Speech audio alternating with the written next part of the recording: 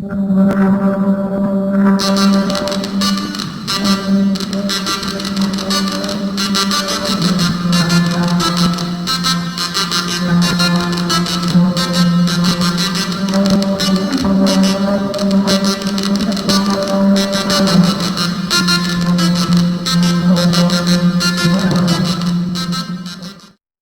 didn't just suddenly wake up one morning and we had the Xbox. We didn't wake up one morning and the internet was there. You know? How did we get there? That's what you want to know about history for. Oh, are we ready to roll? Yeah, we're rolling. What I have next to me is the first bulletin board in the world, CBBS Chicago. People wondered if the C stood for Christensen or Chicago or whatever, and no, it didn't, because there was no such thing as a BBS, so it was a computerized bulletin board system.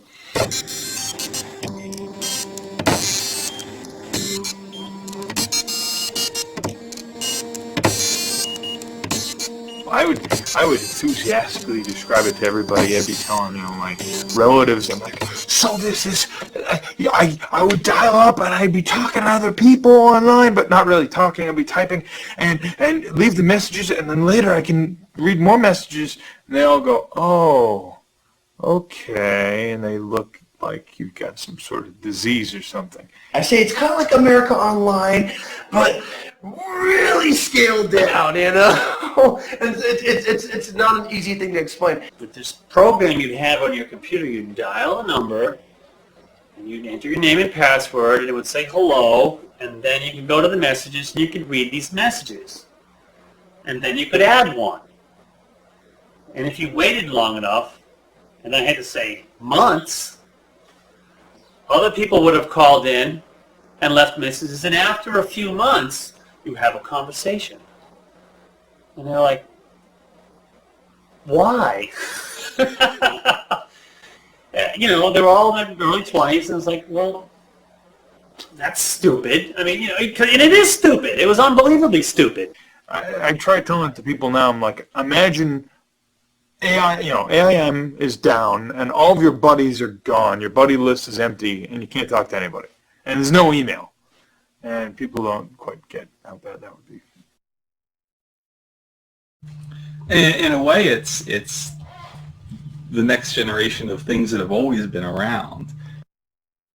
The way the early telegraph stuff worked was they would have people walk into the counter and they're leaving all these messages, handwritten messages, and someone goes over to the punch and they, with two fingers, punch a tape that's got the message. And then the guy in the back room of the office puts a little header on it. I've seen pictures of there's a rack with the tapes hanging from them, like dog leashes on a coat rack. And they tape them all together, and they put them into readers, and they're all transmitted over to some central routing place. And then they'll look at the numbers and they'll say, oh, this one, it's got the funny little codes that says OAK for Oakland. So then they would put the tape in the right reader and they'd route. So they do in manual routing. So yeah, there's hardly any new things. I'm sure these guys were sending stuff, not for customer consumption. Because we know, because I have a lot of teletype in Western Union documentation and machinery. And we know that they inserted inter-office messaging in the stream. There's meta messages in the stream. How could they not chat?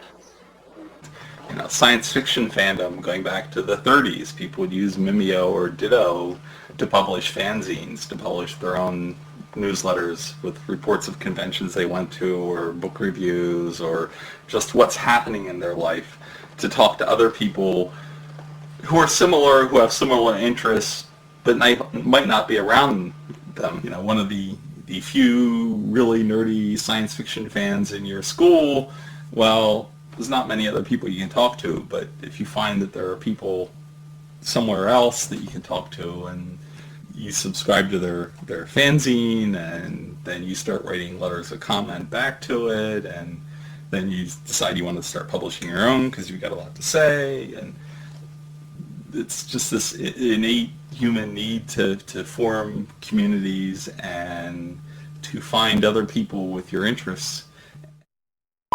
Joining us now in the studio is Luba Levitsky, Educational Programs Marketing Manager with Control Data Corporation.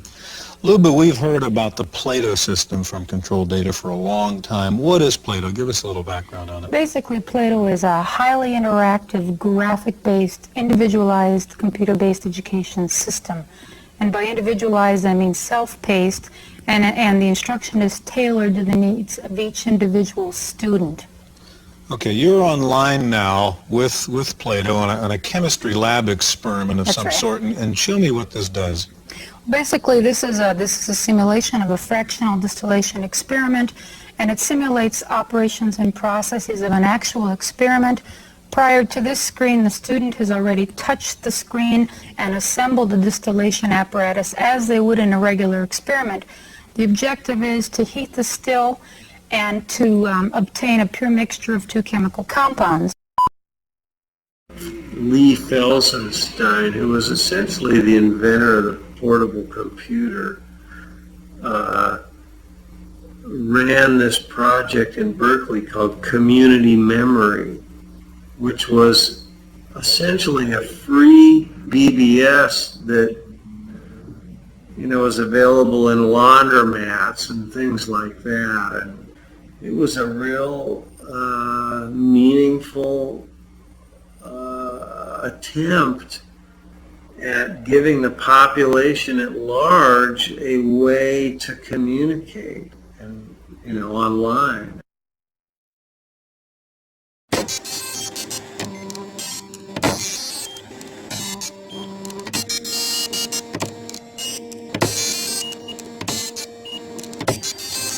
A lot of inventions aren't, an invention where one person comes up with an idea and goes off and builds it. A lot of inventions are where there's some idea that's becoming current. The technology's gotten up to a point where it's going to support it. A lot of people know there's a problem. A lot of people are working on it in parallel. A couple of them will come up with solutions. One of them will be able to get commercial success out of it. And so Thomas Edison's the one we know as the inventor of the light bulb. The other people who were working on it at the same time don't get remembered.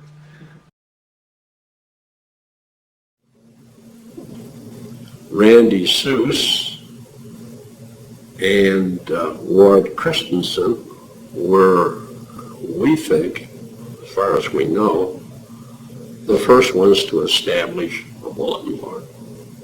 1974, I learned about microcomputers, and the 8008 was out at the time, and asked what I needed to know, and got into digital electronics. And in 1975, the January issue of Popular Electronics had the Altair computer on the front cover, and I thought, oh boy, I don't have to design and build my own computer from scratch. I can actually buy a kit and have the fundamentals. And I didn't do it right away because I didn't want to be the only person with one. Hard to believe that that's now as universal as they are. So I went ahead and bought an Altair.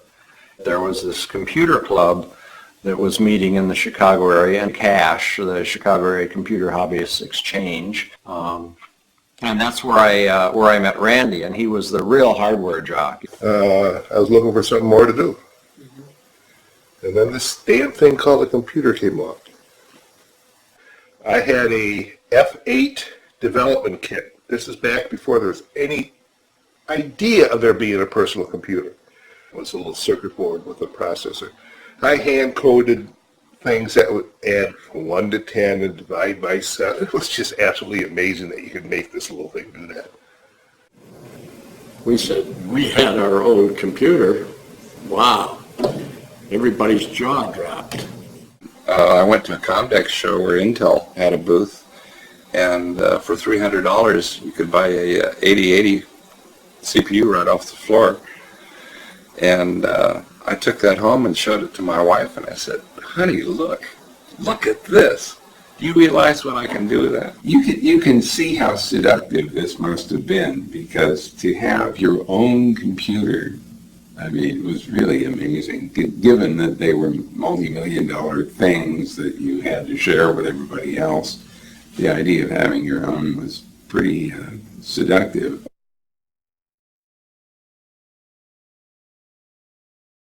We had a unique problem amongst us that we couldn't exchange software through the various media formats that everybody had derived independently. There was not one standard available between things like processor technology sols to Altairs to IMSIs to Chromemcos. It was just chaos.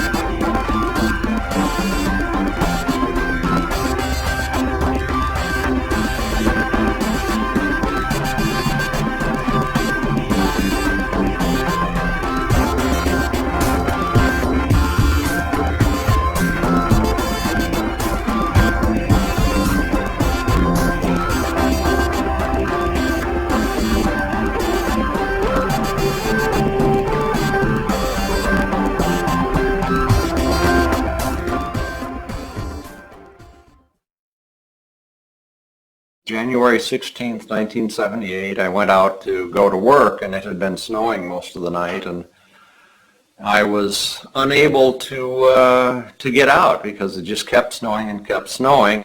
So I think I shoveled for like 2 hours and probably came in at like 9:30, 10 o'clock and realized I was not going to work that day. So I called Randy and I said, you know, I've got the computer club recorder where people can call to find out when the next meeting is and to leave questions and things like that. And why not take that line and put a system on it that people could upload newsletters and things like that, newsletter articles and so on, and we could do a club project. And I remember he said essentially that sounded like a neat idea, but forget the club, because you know what a committee run something will be, it'll take it forever to happen. I had too many years in the Navy to know, no, well, let's not talk about it, just do it. The two of us will do it, and you do the software, and I'll do the hardware, and tell me when, you know, when are you going to have the software ready, you know, like a project manager. The reason everything worked out so well is that we just kind of inherently understood each other. He let me do what I did, I let him do what he did. It took me about 2 weeks, probably about the end of the month, before I had some software ready to test.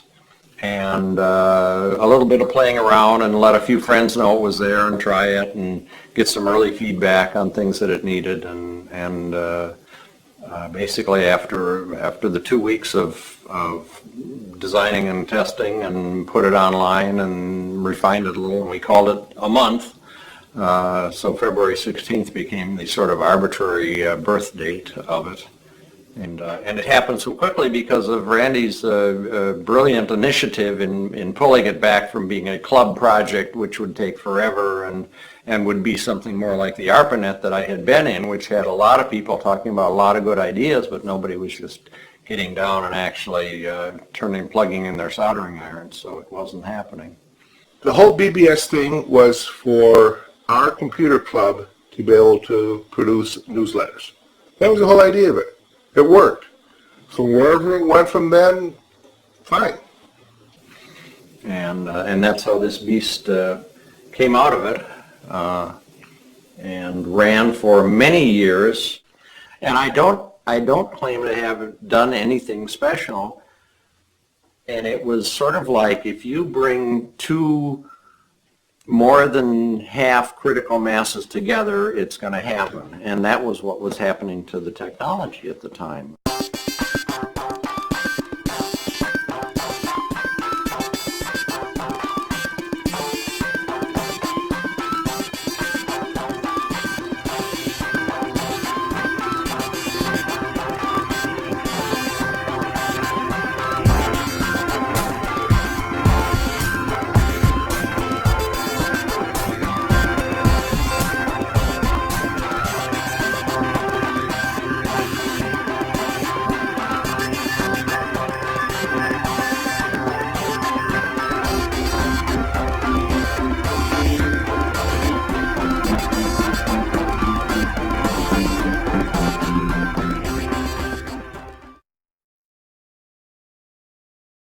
I found Ward's system originally, CBBS Chicago, mentioned in an article, if I recall, it was in InfoWorld.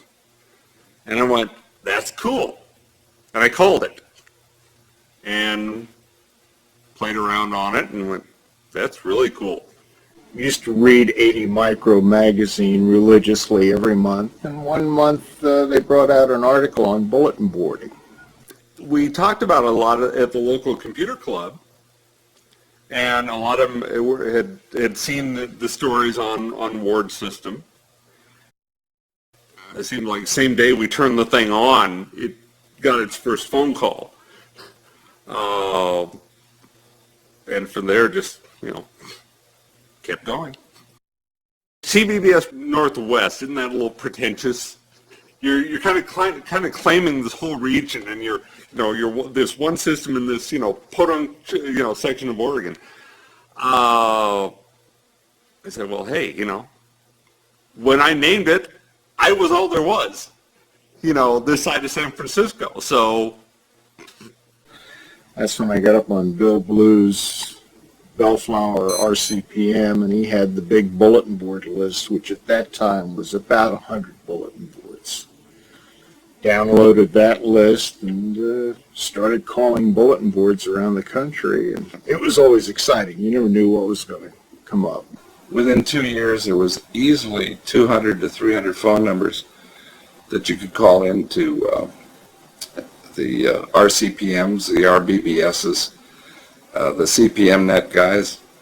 We've celebrated 100 calls. It took us almost 3 months to get 100 calls on the bulletin board because nobody had modems. Very few people were in it unless they either were active professionally in a related industry or perhaps had a lot of spare money. In the first phase, everybody was a computer hobbyist. I'm one of these guys that my first computer came in a kit, cost me $3,000 in 6 months to put together. And you had to roll your own back in those days. An Altair 8800, really, boy, that was a machine you really had to build from scratch. It started becoming a surprise when I could find some of the parts that used to go into computers that show up at Radio Shack. Wow, what's the world coming to? Well, the system operators in town were not computer hobbyists anymore. They would go out and buy or download a program, put the thing up. They had no idea how to program. They weren't interested in programming, which was fine. That was the interest had changed from computer hobbyists to computer users. You could buy a TRS-80, download your friend's software onto it, and now I'm a BBS. No, they didn't have to know a damn thing. All they had to do was have a phone line, and they could say they were a sysop. High schools were full of sysops.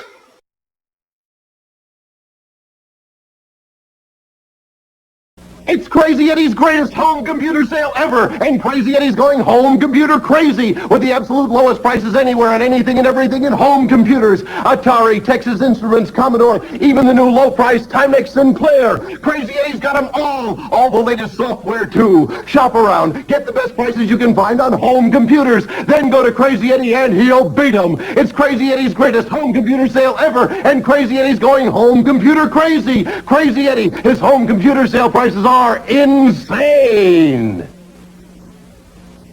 Well, one summer I'm saving up my money for a jam box, because I'm a teen and that's what you do. And I had a friend who took me to play computer games at this comic book store.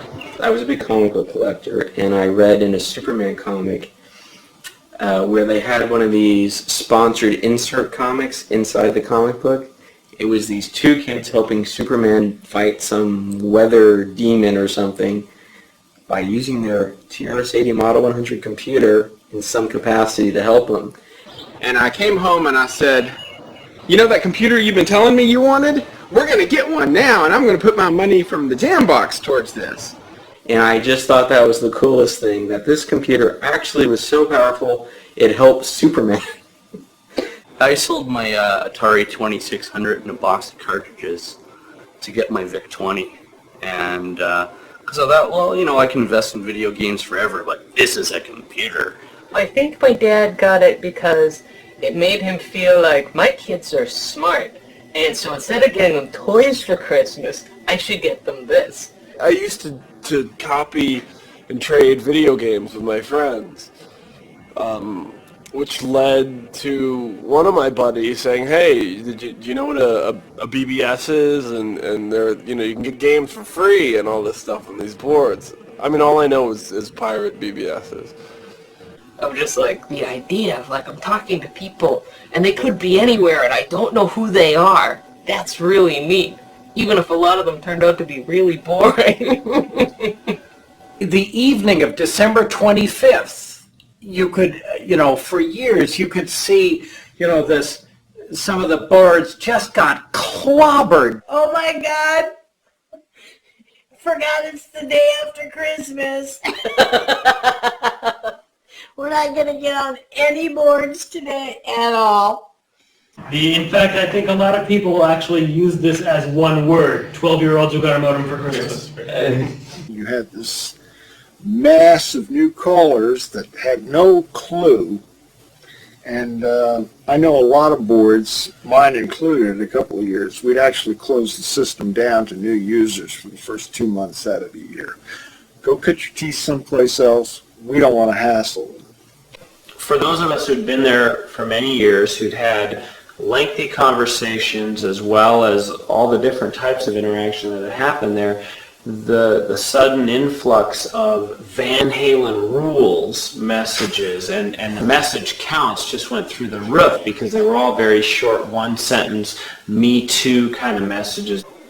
Their behavior just wasn't very adult-like, and they would really mouth off and bash people and steal their code. And yeah, a lot of them were just pure anarchists, too. You know, they just love creating chaos. It gave us a voice that no one had before. We had no idea what to do with it.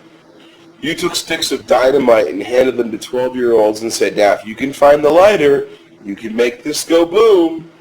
And, well, we found the lighter.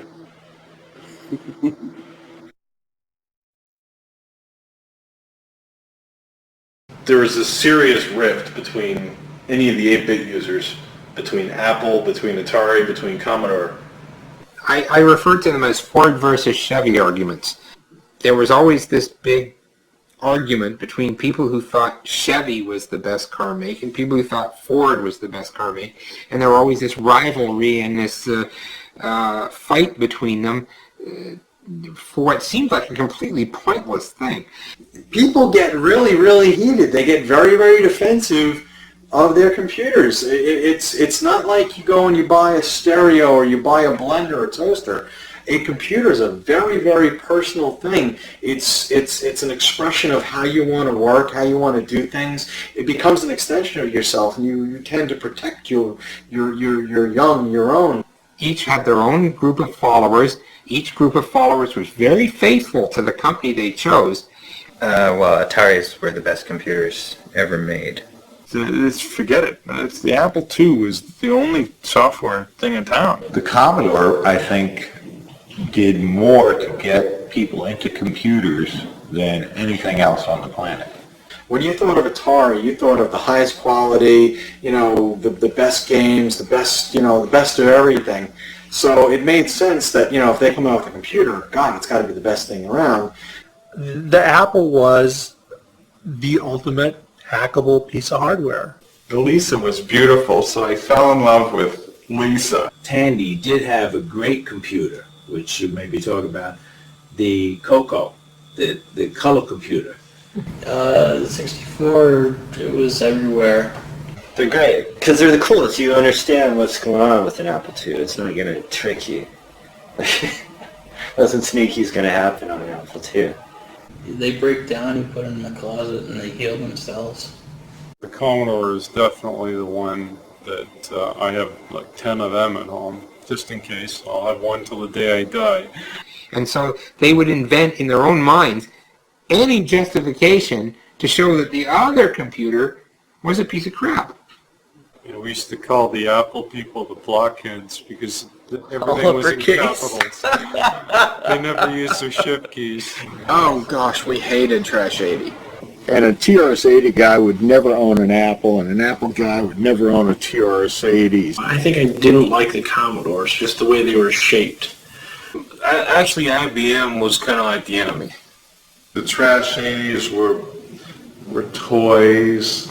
I remember seeing people, you know, viciously attacking people non-stop in the message boards. They were people that I would actually follow a guy around and keep an eye on him and keep lashing out at him on multiple, bulletin boards. I mean, it got that serious. If you were a Commodore user and you were on our bulletin board, it had to be because you told us you had an Atari or an Apple or a PC. We had zero tolerance for Commodore. And not for any practical reason, except for the fact that you have to delineate yourself from somebody else. We're the Commodore free zone. So that's what we were. So that was probably where a lot of the emotion came from. It's like, why are you making fun of my computer? You know, it's a computer just like yours is. But This extended off of the bulletin boards, these wars, because you would walk into a store and you would hear some Commodore kid that would see somebody looking at an Atari computer getting ready to buy it and go, you don't want that. It's not powerful enough. It can't even run a disk drive. It can't run this.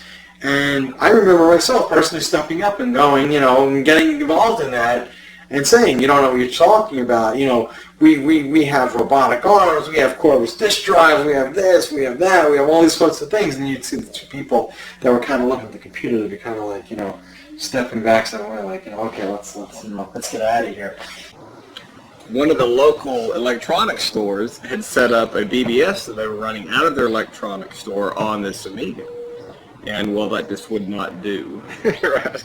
And so various people at various times would go up to the store, and they would have this BBS was running on this PC, and they would disable that BBS. Just take it offline, just remove the mouse ball, set it aside, or do something. So now they can't do anything on their computer. I remember him making threats against the sysop of that. Now, he was 16 probably, and the sysop was an employee of the store. And he's like, you got to take your board down, or, something bad is going to happen.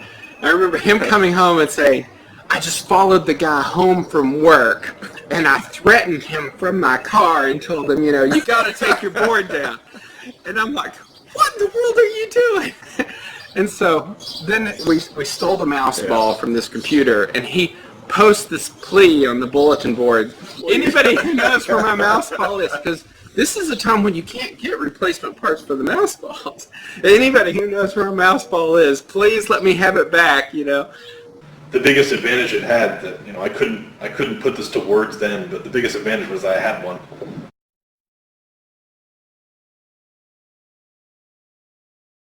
Being a natural pack rat, I got a fundamental problem with paying to throw things away. It's bad enough to actually get around to finally throwing something away, but to pay to throw it away, that just hurts. I mean, like, for instance, you kept the manuals all this time. Oh, yes, of course. What is it without manuals?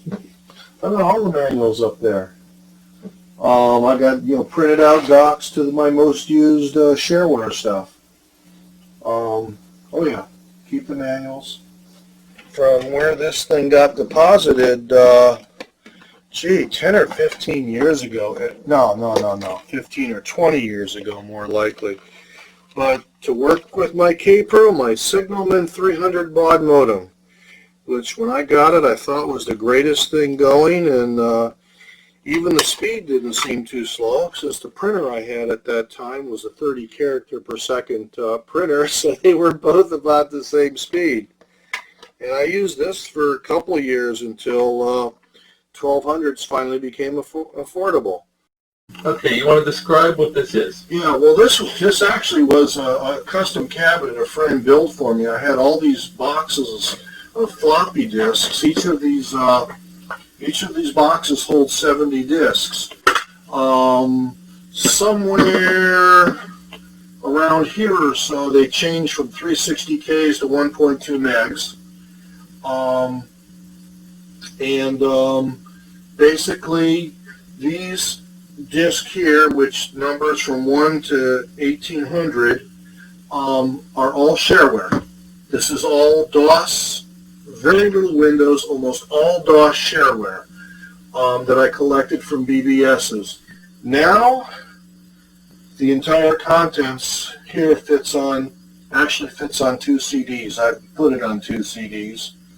This station was about the most comfortable station for doing BBS's, because in the slow BBS days, it wasn't that interesting watching. It was about as interesting watching a dryer dry clothes, watching the numbers count.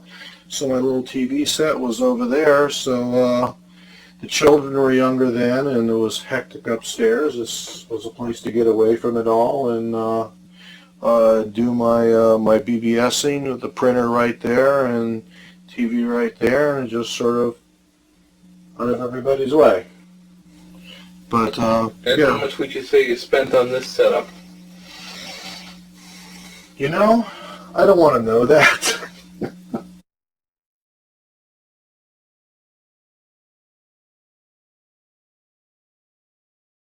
Listen to this.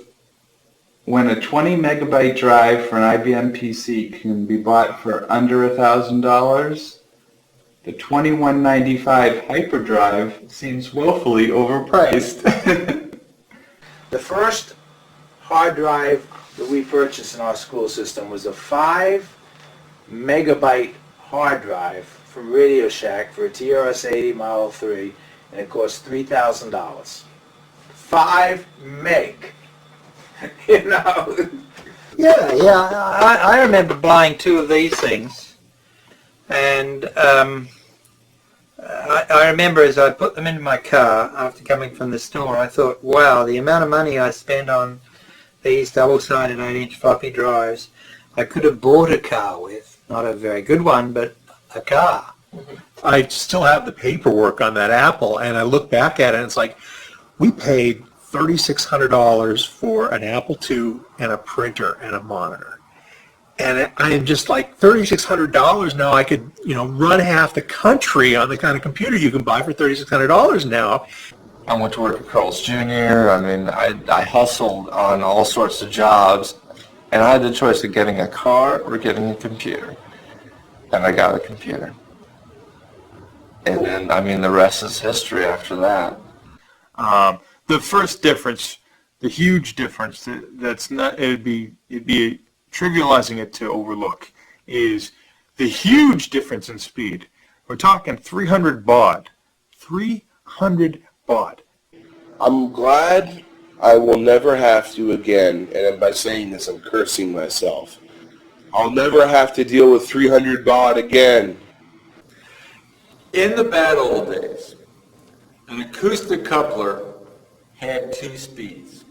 There was 110 baud, and there was a whopping 30 characters a second, 300 baud. And we thought that was pretty good.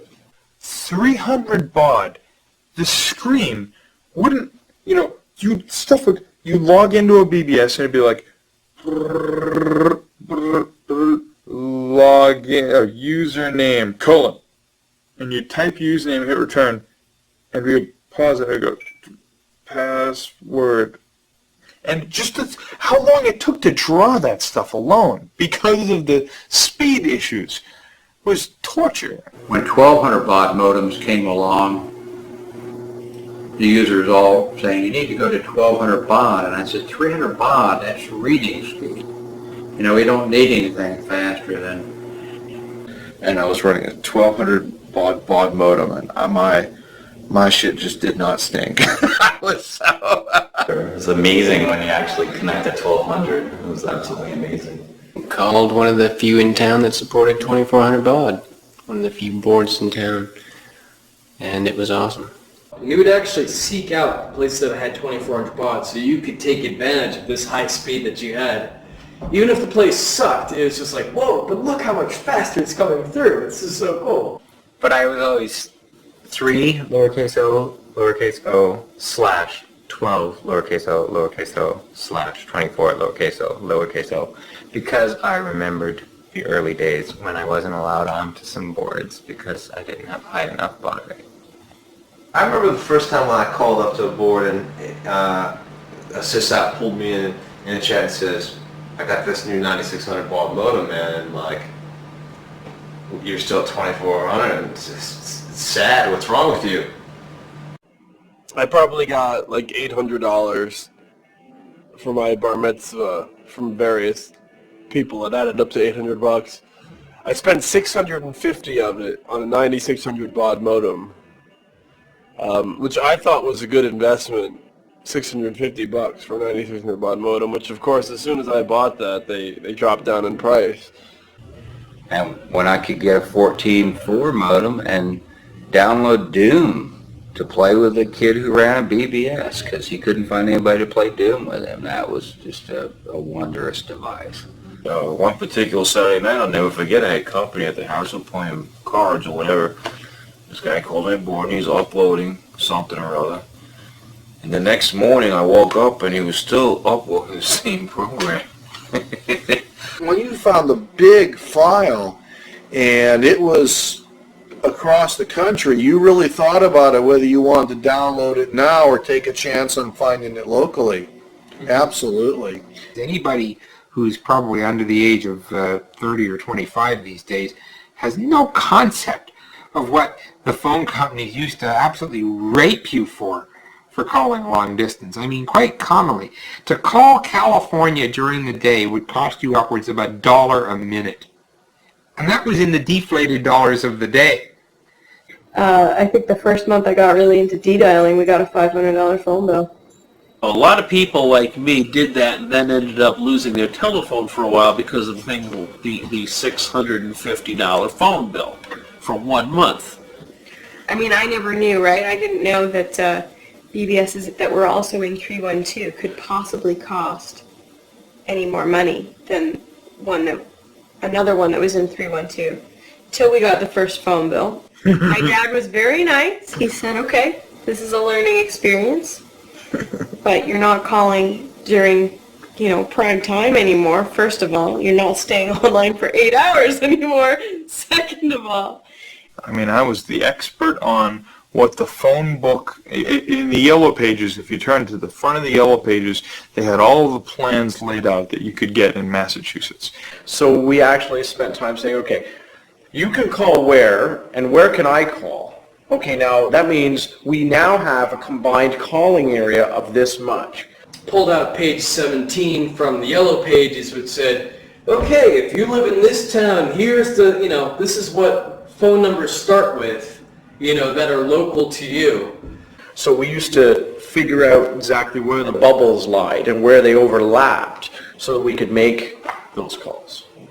So be like, okay, well, here's a page long of, numbers which I've got. All right, this one is 376. Okay, that one's good. Mark that off and I would call that one up. And I actually had to call Illinois Bell when they were Illinois Bell and ask them for what they call a band chart. After dinner, I would go to my little hideaway downstairs, do my BBSing to the local BBSs, waiting for 8 o'clock. Then I'd hit the crosstown ones. On the weekends, I'd get up before 8, before it went back, and do a couple. Oh, yeah.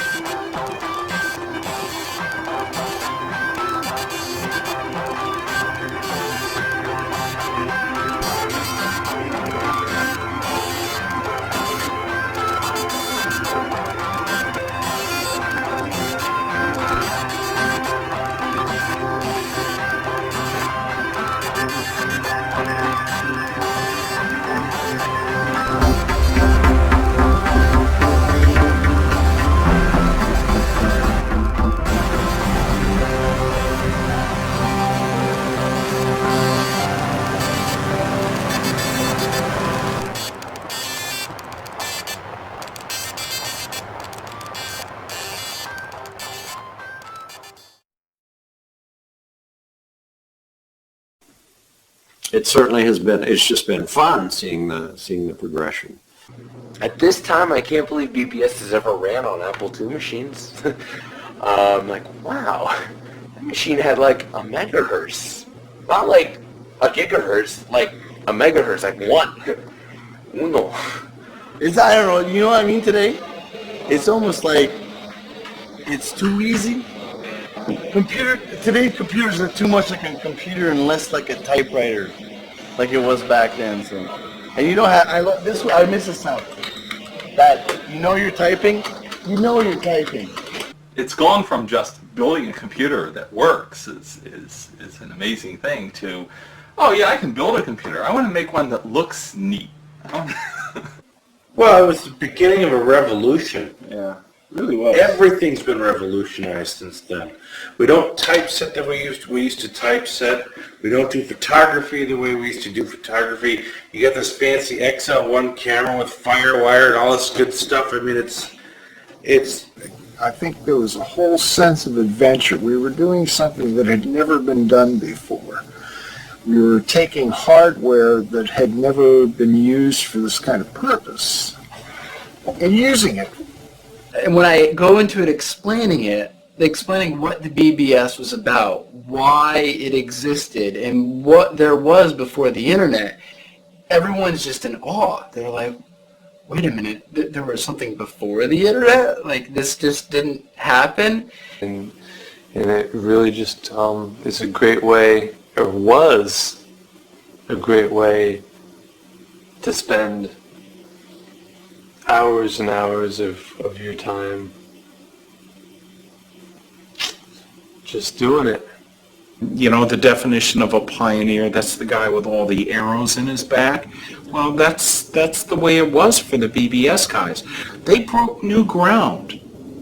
They really they created a new empire.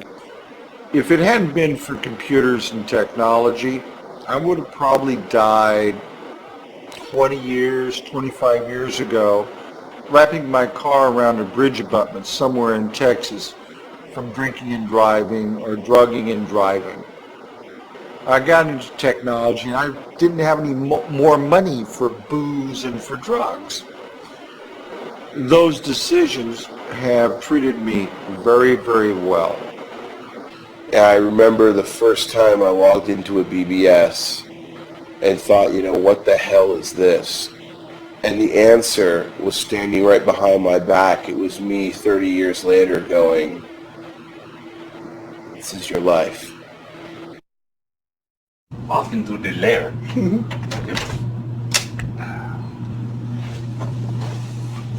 Hope your Indiana Jones card is up to date. But, buried back here, under the piles, is the original CBS Northwest system. Not in its original configuration right at the moment. I mean, I've still got all the cards, all the original cards, even the PMI modem card is still rattling around in a box. But the original CPU, the whole thing, that box, for 13 years just sat there pretty much happily and took phone calls. It certainly has been. It's just been fun seeing the progression. The whole BBS thing was for our computer club to be able to produce newsletters. That was the whole idea of it. It worked. From wherever it went from then, fine.